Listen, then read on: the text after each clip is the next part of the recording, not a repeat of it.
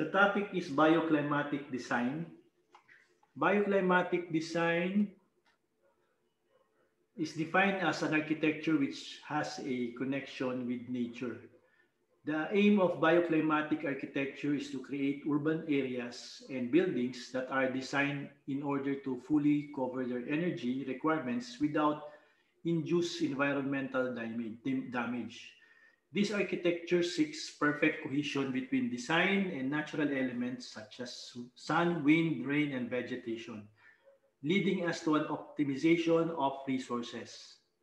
So bioclimatic design techniques include windbreaks, using of neighboring landforms, structures, or vegetation for winter wind protection, and sun shading. Sun angles are different in summer than in winter, so it is possible to shade spaces and building opening from the sun during the summer period.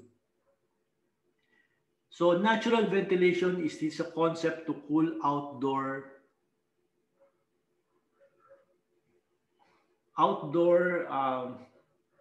spaces and buildings by using neighboring landforms, structures, or vegetation to increase exposure to summer winds, summer breezes, and plants and water. Several landscaping techniques provide cooling by using plants and water near the building surfaces to maximize on-site evaporating cooling. So the main principle of this architecture are the consideration of the weather, hydrography, and ecosystems of the environment in which buildings are built for maximum performance with the least impact. The efficacy of and moderation in the use of construction material, giving priority to low energy content compared to high energy, and the reduction of energy consumption for heating, cooling, lighting, and equipment, covering the remainder of the claim with renewable energy resources. So protection of the building from the summer sun, primarily by shading, but also by appropriate treatment of the building envelope, like using of reflective colors and surfaces, or even trellis and shades, and the fulfillment of requirement of hydrothermal comfort, safety, lighting, and occupancy of the building. So what are the passive system for heating, cooling, and lighting? So passive solar system are the integral parts or elements of a building which functions without mechanical parts or addition energy supply and are used for heating as well as cooling building naturally. Passive solar systems are divided into three categories. One is the passive solar heating system, and passive cooling system and techniques, and system and techniques for natural lighting. So as you can see in the figure, so there is a way that you can use the air and the sun to heat and cool your buildings. So in cases like this,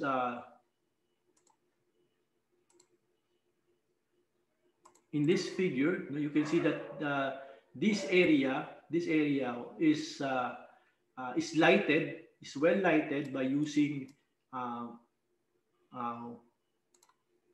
roof windows, so that these windows will let the sun go inside the house. And another area is to make the sun absorb natural daylight in this area. They also use a photovoltaic 23 kilowatt solar panels in order to generate energy.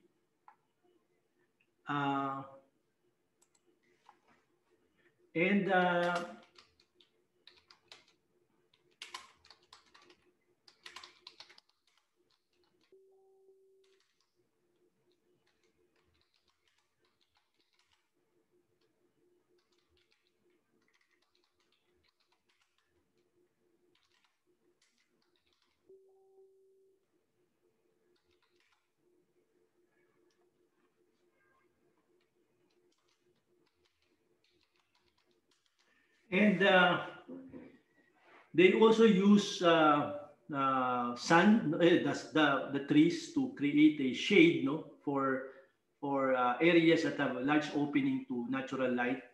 And another is to use a passive cooling. Passive cooling for the passageway of air, no, passing from one space of the building to the other, and also using rainwater collection for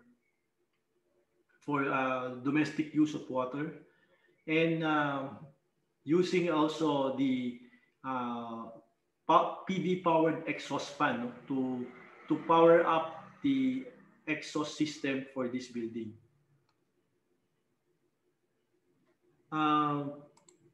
This is the other principles of ventilation. We have the cross ventilation. It is the ventilation system of a space or a run of associated spaces through opening placed into two opposite walls. This strategy should be used with the combined shaded environments and an envelope whose surface temperature would be similar to the ambient temperature, otherwise will not enough thermal insulation. It will be several degrees above ambient temperature, involving of heat emission, and which reduces the thermal comfort. So as you can see in the figure, no, the cross ventilation is the system in which the one area of the building, no, lets the air go inside and then escape on the other side of the building. So it means that if this area, this outside temperature is cool, no, the air from the outside temperature will be blown into the room, and then it will be exiting on the other side of the room, no, so that there will be enough air exchange, and then the area will be the air on this area will keep on moving, and then it will create a lower temperature. So this is what you call cross ventilation. This is also one of the principles that we are now using to address this COVID-19 virus inside our houses. No, we need to open one door in order that the room will be properly ventilated. In case that there are viruses inside our houses, it will escape, no, or it will go out, no, immediately if there is proper cross ventilation.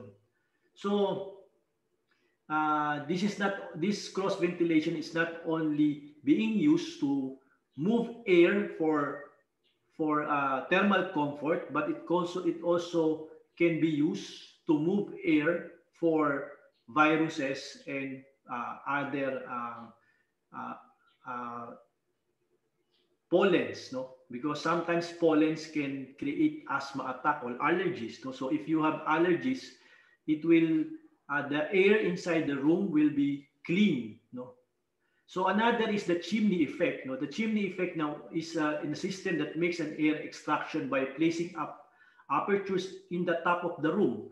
This can be connected to an air exhaust vertical duct, and the movement of air is possible thanks to the stack effect. The stack effect is also referred as the chimney effect, and it helps derive natural ventilation and infiltration. It is the movement of air. It is the movement of air out of the building chimneys, flue gas stacks, or other containers, and it's driven by buoyancy. Buoyancy occurs due to the difference of indoor to outdoor air density, resulting in the temperature or moisture differences. The result is either positive or negative buoyancy force. The greater the thermal differences and the height of the structure, the greater the buoyancy force, and thus the stack effect. As you can see in the figure, no, if there is a what you call a outtake or a positive air going out of this vent, no, so this air will push, no, the air inside this room to go up to this vent, and because of the chimney effect, this vent will push the air out of the building. So this is one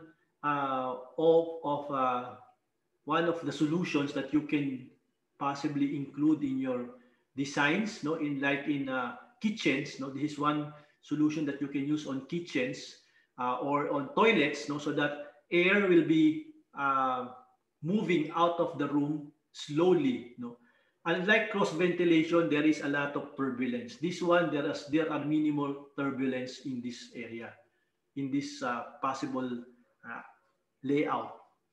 So examples of passive cooling inspired by the form of Iloto, Singapore's newly art science museum, which is on the Marina Bay, is a striking addition to the waterfront with 10 dramatic fingers curving up towards the sky. You know? Like all the flowers, this too needs water and light. Architect Mosi Safdi designed the museum to allow natural light to illuminate the curved interior walls of the fingers through skylight at the tips. No? It's like a dish of roof gathers rainwater channeling, and it is down 35 foot drop at the core of the building towards a reflective pool on the lower floors. No?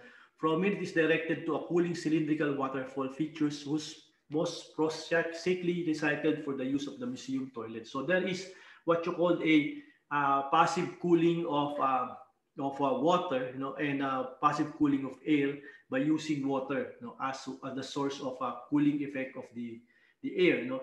So the project called RB12, you know, designed by French Brazilian architectural firm Triptych and constructed by Natecco of France, the RB12 will have a facade that will be open to the elements, in contrast to other office buildings in this city that is fully sealed off from the climate.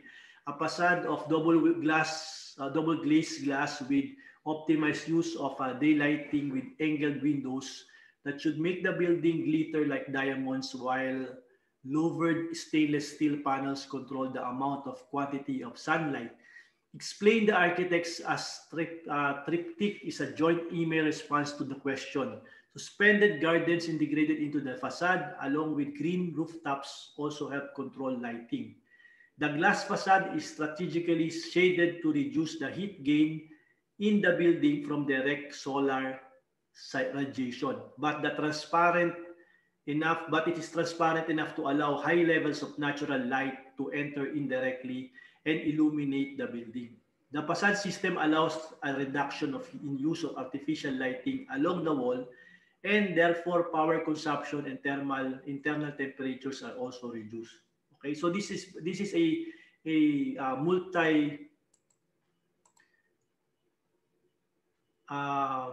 a system, no, that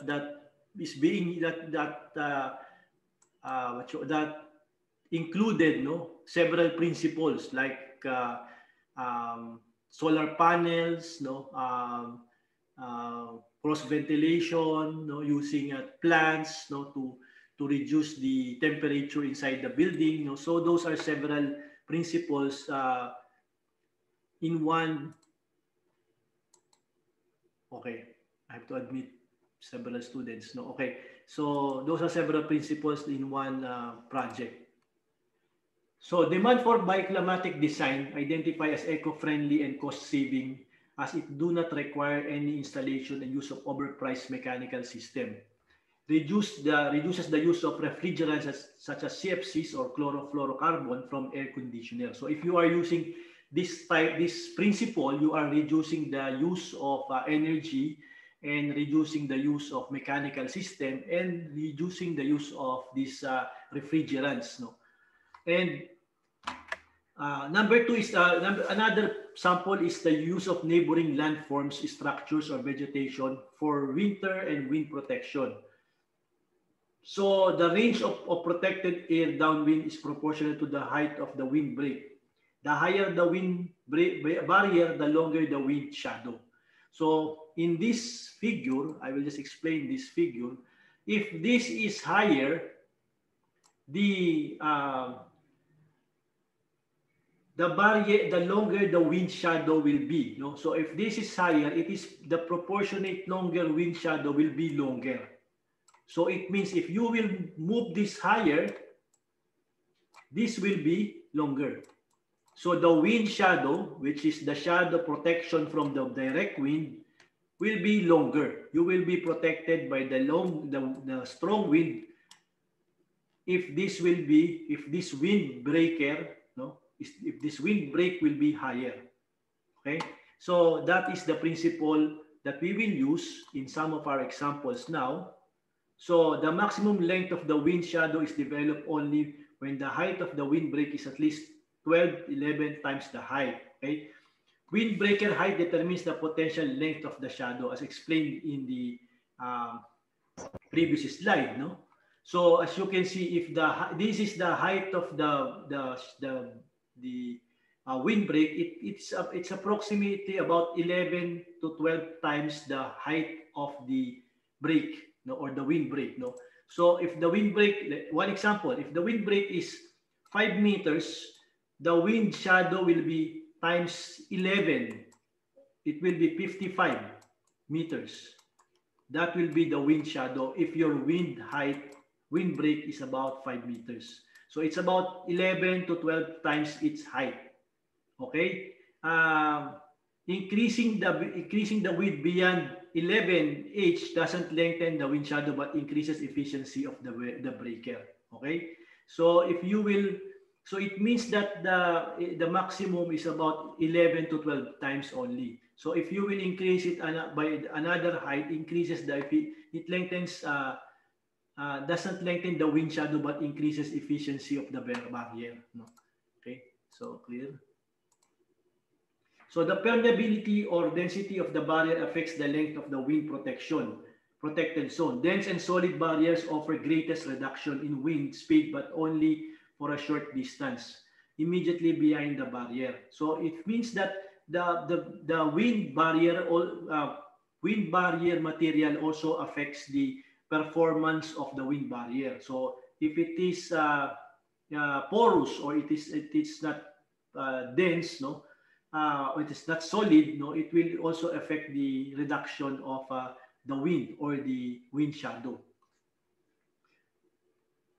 So in use neighboring landform structures or vegetation for winter wind protection. Analysis of the building site should be made to determine if there are existing wind protected area. Open spaces in any complex are integral part of the building form. Large open space provide free air movement, and seating a house, the builder should always avoid open areas. Hilltops and valley floors are directly opposed to prevailing winter winds. Trees, shrubs, fences, and walls are the most common barrier for wind control. So as you can see in the sample, the trees, shrub, fences, and walls are the most common barrier for wind control. Higher the barrier, the larger the protected wind shadow. So in designing buildings or site selection, you need to, if there are prevailing winds that will affect your house, you need to put a wind barrier. So the next slide shows that if you will put a fence, this is the fence, it reduces the impact of the air to your building. If you have a fence that is about 2 times the height or 3 times the height, so this is the wind shadow.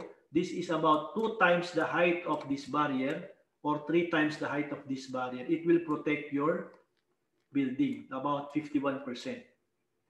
Okay, so as you can see, if your building is about it's higher, it has a more about 67% of the building is exposed to wind, but the remaining 33% is protected from the wind. Okay, so this is a good principle in creating designs on what type of structures, ano bang structure yung pwedeng gamitan. If you are designing buildings for resort, and you want to build cottages or cabanas, you need to identify the wind direction to protect your cottages or cabanas. Or in case that you are designing residences on top of mountains or near the beach water or the seafront, you need to create these barriers to protect your buildings or your residences from direct impact of the wind. Okay, so that is one purpose of this one wind barrier. So another this one is another one. No, it's about wind speed. Okay, this is also similar to the first slide. So they use the neighboring landform structures or vegetation for summer shading. So keep understory clear as soon as to disrupt the airflow or ventilation. So you can see in this figure, no, the one problem is the this tree, no, this tree disrupt the airflow, no, of the building, no. It totally blocks the airflow for the ventilation of your building because the tree is very close to the structure. The problem also of this tree, it will create problem for your drainage, roof drainage system. It will clog your downspout because of the leaves from the tree. It will fall directly to the roof, and it will eventually clog the downspout, okay, or the drainage. So the proper way is to you plant either west or northwest side, often can double as winter or windbreaks, considered evergreens, fence, and wall. No, so you can in the Philippines you can plant, no, on the southwest and the northwest side of your building so that it will create a shade, no, for your building, no, and it create shade and it will cool your building in summertime, during the summertime. So this is the proper way to plant, no, trees. It should be away from your building, no, it's not too close to your structure so that it will create a better shade, and it will allow wind, no, to the cool wind to pass through the trees and then go inside your building. So this is another one, no, patio cover shade. The wall also reduce reflection gain from the loading on the wall. So another one is to put a overhead shading structure. This is a common solution that is being used by malls, no, for their atriums or their open courts. No, they put a trellis or a patio trellis on after the roof, no, so that it will create a shade so that people can walk very near the building without penetration of heat, and at the same time it will help it will cool down the building because it creates a shade before the heat will penetrate to the building. So seating, the proper design of the site and the building permits utilization of solar radiation during the cold season and protect the building from overheating by the sun during the hot season. The suitable location of the building construction depends on the climate, the direction of the winds, and the presence of trees and other landscaping features uses in the internal layout of the building. So in this statement, no, it is clearly saying that the suitable location of the building construction depends on the climate. No, it depends on the climate, the direction of the wind. Okay, so you need to know the direction of the wind, the presence of trees, okay, and other landscaping features, uses an internal layout of the building. So if you have, we will now, number one, we will discuss climate. No, if we are on a tropical region in the world, no, so the climate here is the seasons in the Philippines is already two, no, it's a hot and cold season, no. 50% of the 6 months of the year it's raining and 6 months it's hot, no. So we have 6 months of exposure to sunlight, 6 months exposure to rain. So we need to understand and we need to evaluate the location of our building in terms of this climate condition, no. Direct exposure to sunlight and exposure to rain. Okay, another is the direction of wind. This will vary depending on the location of your structure. Uh, uh, the climate doesn't affect the direction of the position of the building in relation to the wind. In areas like in Batanes, no, the wind is fast, or in areas like near the beachfront of La Union or Baler, the wind is fast. No, so in these factors should be considered in positioning your building.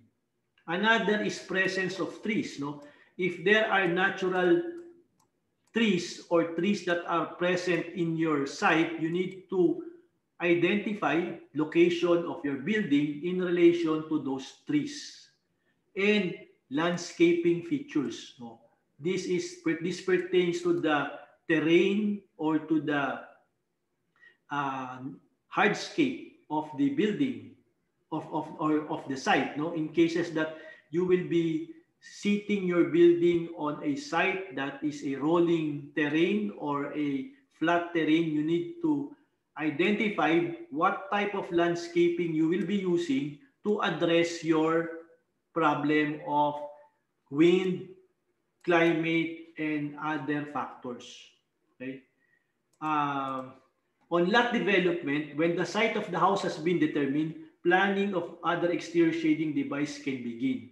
So if you have determined now your site and where you will put your building on the site, now you can assign or you can develop techniques or principles that can mediate the external problem of exposure to wind, exposure to sun, exposure to weather. No? Using shade trees are the best. No? It protects the house in summer and shed their leaves in winter to allow the house to receive solar gain. So this is the principle in the US, but in the Philippines, it's almost the same, no? Minus the winter. But during rainy season, the trees also help the building in absorbing the water that will be poured on the site. No? So it will help the drainage of your building if you plant more trees. Another is it will also protect you from direct wind and solar exposure. Okay, so use neighboring landforms, structure, or vegetation to increase exposure to summer breeze. No, so these are because in summer there is also what also you call a natural air that you need to move so that your building will cool down because of air exchange. No, so one principle, I will give you principles. I will give an example later. No, regarding this wind flow. No, but you can see the tree planting can be used to guide wind into the unit. So if you will be planting more trees, no, it will guide the wind to go to your building to create air exchange. No, at the same time, these trees can also help cool down the air that will penetrate your building. No, so another is also side tree walls help increase driving pressure. The rear tree will pressurize the suction zone and reducing overall pressure differential. This is also one technique that you can do, is to create a buffer, a wind tunnel to your building, so that if the wind will go to your you will be exposed to wind. No, that effect of bouncing of air back to you, no, will create this will be a very cool area for your inside your building. No, this one will be a very cool space. No, a good design allows free rear venting as well as funnel in the front. No, so narrow corridors of jet create increased velocity, a good place for a porch or a deck. So as you can see, no, you can direct the wind, no, the cool wind towards your building by using trees as a barrier or a funnel. No, so use neighboring landsform and structures or vegetation to increase pressure to summer breeze. So this is another example. No, you can use the water or the body of water very near your area to make to cool down your site. No, so some people uh, uh, build water features on the site so that it will cool down that particular area. Okay, so this is another principle. No, fences and walls adjacent to structure can create air dams that increase the inflow pressures. No, so you can see that if you will be putting okay, I will need a okay. As you can see, if you will put barriers like this, no, it will create an effect that the wind will passing through these barriers and it will go inside your building, no, and then it will escape on the other side. No, this is one principle that you will not, that one basic design that you should not miss is to put a outlet. No, if there is a wind that will go inside your building, make sure that there is an outlet so that wind can be going out, no, so that there will be an air exchange or a passive cooling. Another is that you put breakers or shade, no, or wind wall, no, so that wind can you can directly make the wind go inside your building by putting this wall, and then it will directly go out of the building. So as you can see, the wind direction is from this area. This will prevent the wind to go inside, but the wind will be directed out of this side. But this area, the wind will be penetrating this side. So this is another effect that will make the wind move faster, because if there is no wall here, no, if there are no walls on this side, this will have an effect to the escape of the wind. No, it will affect the escape of the wind from this area, because there will be a large amount of wind that will disturb the escape of this the air from this room. No?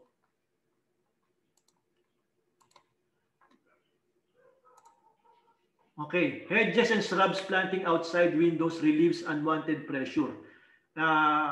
Component foster downward deflection of the airstream.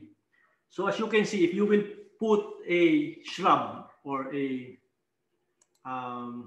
hedge, no, outside your structure, no, it will help, no, the proper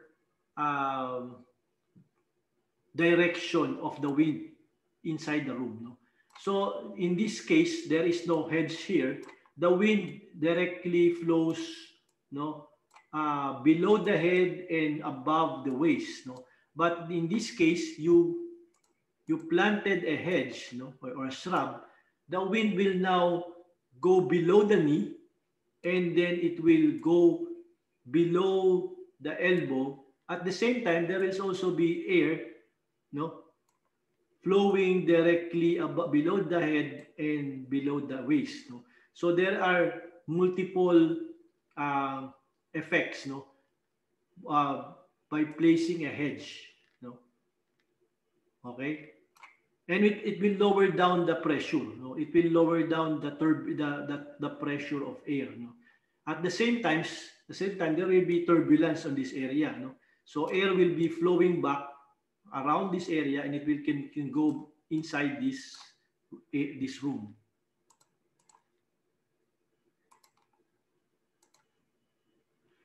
So tree canopy outside is to lift or wrap the airstream. No, tree immediately outside the window will produce a ceiling wash flow. Tree at a distance from the house will miss the house altogether.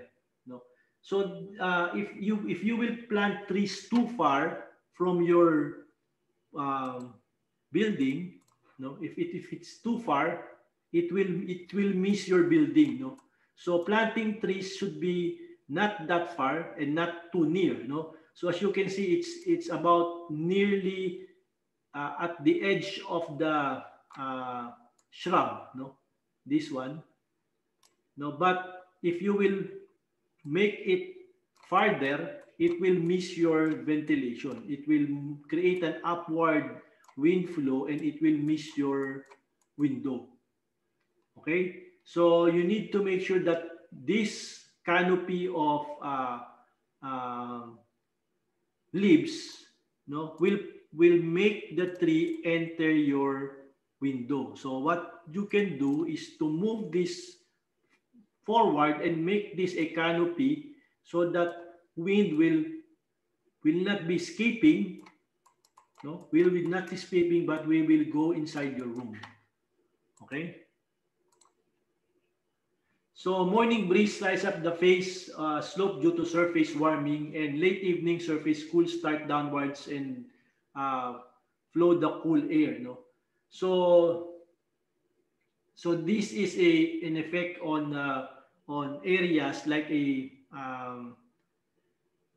valley. No, if you will be building something on a valley, no, so these are the effects of air on a, if you are trying to build something here, you know. So these are the different effects of air or wind on this valley of land, no, if you are be building on something like this, no. So you need to study what type of land formation you will be building on, no. So use ground cover and planting for site cooling. So neighborhood air temperature can be kept low by minimizing the expanse of paving and shading paved area. So by planting trees on the pathway or the paved area of your site, no, it will lower down the temperature, no. So that is basic principle on shading, no.